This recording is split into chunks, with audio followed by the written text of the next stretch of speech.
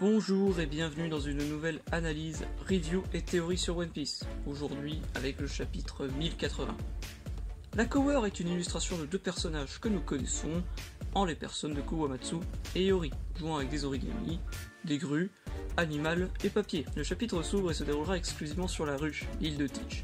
Nous apprenons énormément d'informations au déroulement des événements. Koby, que nous savions capturé par l'empereur, s'est échappé et sa prime, posée par la Cross Guild, est de 500 millions de berries. Il y a un système d'étoiles du même type que celle utilisée par Doflamingo, les 5 étoiles, un peu à la God Usopp.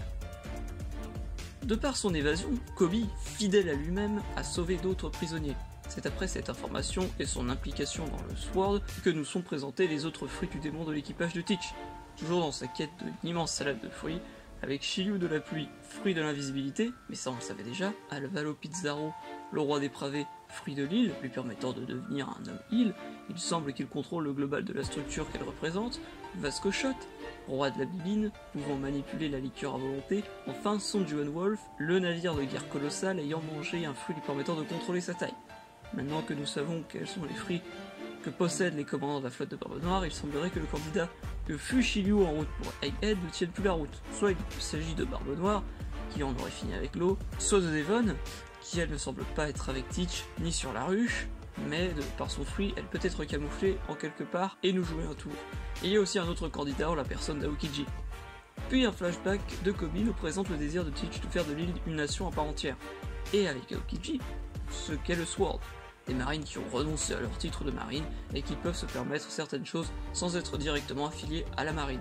Et donc Koby en théorie ne leur servirait donc à rien en tant que monnaie d'échange. Mais Teach fait bien remarquer que Koby demeure le précieux héros de la marine. Pour s'échapper, Koby a été aidé par Perona qui lui a demandé de sauver Moria en échange. Il est probable qu'il l'ait déjà fait, puisqu'il est sorti de la prison de Teach. Avec d'autres prisonniers, Moria doit déjà être bien loin ou sur le point de s'enfuir avec Perona.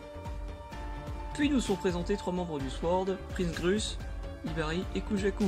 Venant en aide à Koby, tout ce beau monde n'est pas venu seul, puisqu'en effet le bateau cuirassé de la marine à tête de chien se présente avec le héros légendaire Kegar, qui arrive pour mettre les choses au clair. Koby est son protégé et il n'est pas venu pour rire, c'est ainsi qu'il lance une attaque surpuissante, usant de son fluide.